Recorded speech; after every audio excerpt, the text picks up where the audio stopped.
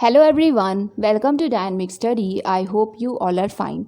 तो आज हम क्लियर योर कॉन्सेप्ट सीरीज में जिस इनिशिएटिव को डिस्कस करेंगे वो है शोध शुद्धि।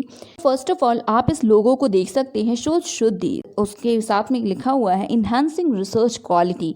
दैट इज़ ये रिसर्च के लिए है, रिसर्च क्वालिटी को और बेहतर करना और इन्हांस करना, ये इसका पर्पज़ है। तो ये है क्या, इसके लिए हम पहले फर्स्ट पॉइंट पढ़ते हैं। Based on the recommendation of सब committee National Steering Committee (NSC) of E. Shodh Sindhu, the Ministry of Education, Government of India has initiated a program Shodh Shuddhi, which provides access to plagiarism detection software (PDS) to all universities, institutions in India since 1st September 2019. That is कि एक सब committee थी, उसी के recommendations पे NSC, that is जो national steering committee थी ई शोध सिंधु मिनिस्ट्री ऑफ एजुकेशन की, उसने इनिशिएट किया था एक प्रोग्राम जो कि है शोध शुद्धि।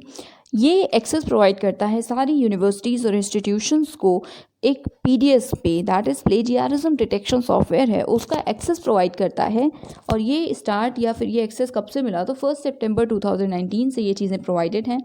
इस इनिशिएटिव के अंडर एक web based plagiarism detection software को बनाया गया, या बेसिकली ये डिटेक्शन सॉफ्टवेयर सिस्टम जो है वो सारी यूनिवर्सिटीज़ को, इंस्टीट्यूशंस को, पूरे मतलब अपनी कंट्री में सबको ये प्रोवाइड किया गया। तो उस web based plagiarism detection software का नाम क्या है जो कि इंपॉर्टेंट हो सकता है, तो वो है उरकुंड, दैट इज़ URKUND। तो ये वो एक PDS है जिसे कि सबको प्रोवाइड कराया गया। This initiative is formally launch by honourable minister of HRD या मिनिस्टर ऑफ एजुकेशन ऑन 21 सितंबर 2019। इस इनिशिएटिव को फॉर्मली लॉन्च किया गया था, यूनियन मिनिस्टर हैं एजुकेशन मिनिस्ट्री के, उनके द्वारा 21 सितंबर 2019 को। This service is being implemented by INFLIBNET and inter university centre of UGC। INFLIBNET basically इसे इम्प्लीमेंट करती है। इन्फ्लिबनेट एक इंटर यूनिवर्सिटी सेंटर है UGC का, जो कि गांधीनगर या बेसिकली गुजरात में बेस्ड है। तो अब देखते हैं मेजर हाईलाइट्स क्या क्या हैं। First point is more than 1000 institutions are identified.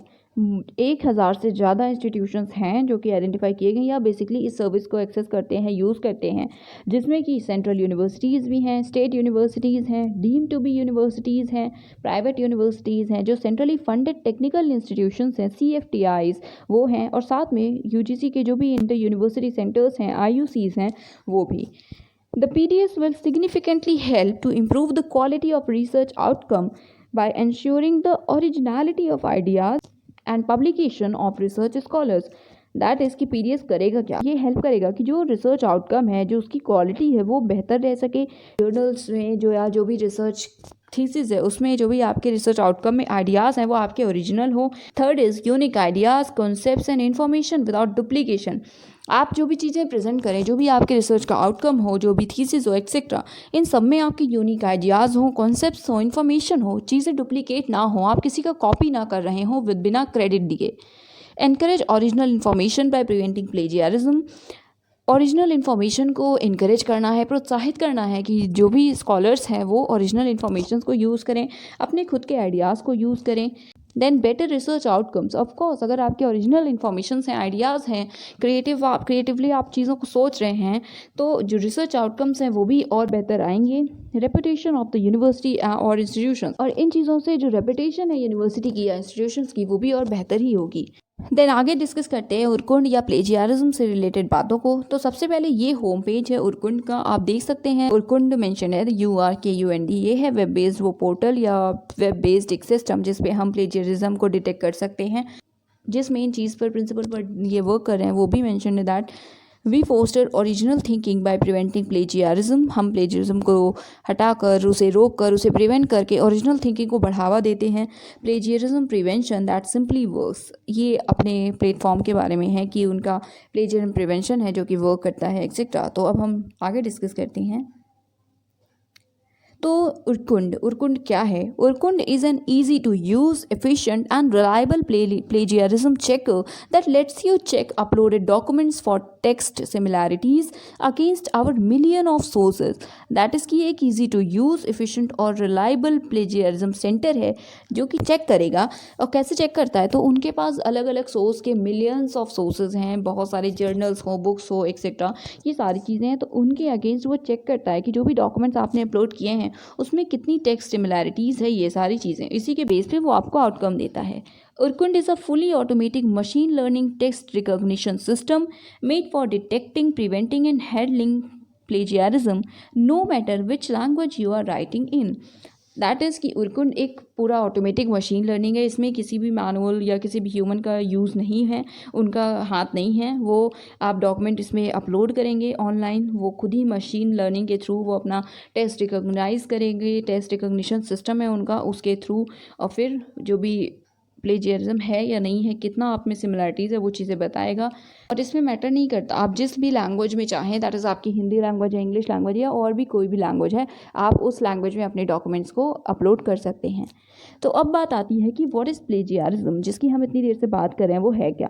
तो plagiarism is presenting someone else's work or ideas as your own with or without their consent by incorporating it into your work without full acknowledgement.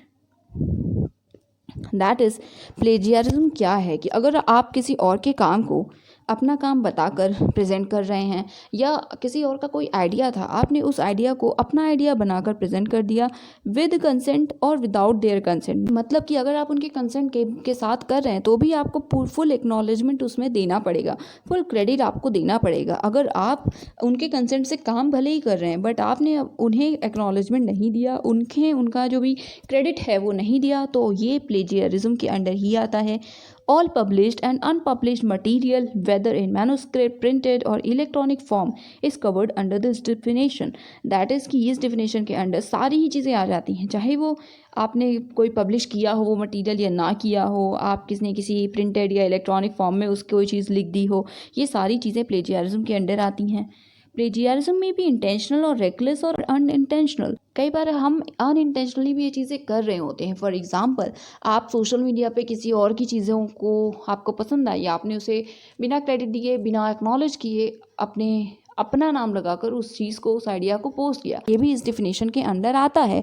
भले ही वो unintentional था या publish नहीं हुआ है, सिर्फ एक छोटा सा उसका यूज़ आपने किया है, बट स्टिल ये भी प्लेजियरिज्म के अंडर आता है। Under the regulations for examinations, intentional or reckless plagiarism is a disciplinary offense. Of course कि जो भी regulations है उसके अंडर जो intentional या reckless plagiarism है वो एक offense भी है, disciplinary offense है, आपके खिलाफ actions भी हो सकते हैं। और इस definition का source ऑक्सफोर्ड यूनिवर्सिटी है।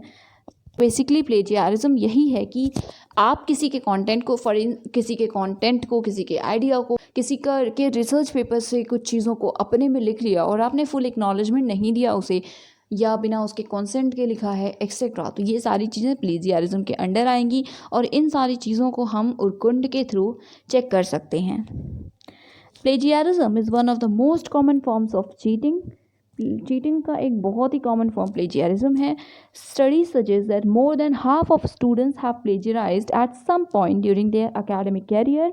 Despite knowing plagiarism is considered an academic offense with severe consequences, सारे स्टूडेंट्स को या बहुत सारे स्टूडेंट्स को ये पता होता है कि प्लेजियरिज्म एक एकेडमिक ऑफेंस है, उसके बहुत ही सीवियर कॉन्सिक्वेंसेस हो सकते हैं, बट स्टिल आधे से ज़्यादा स्टूडेंट्स अपने एकेडमिक कैरियर में कभी ना कभी प्लेजियरिज्म ज़रूर करते हैं किसी ना किसी पॉइंट पे। The top 3 most common forms of plagiarism are: first, copying several paragraphs from book or online sources without giving credit. जैसा कि हमें से बहुत सारे लोग ऐसा करते हैं कि कोई बुक हम पढ़ रहे हैं, उसमें से हम कुछ पैराग्राफ्स को यूज़ कर लेते हैं, हमारा इंटेंशन ये नहीं होता कि हम कॉपी करें या एक्सेट्रा या इससे रिलेटेड कोई चीज़ें, बट स्टिल हम उसे कॉपी करके यूज़ कर रहे होते हैं।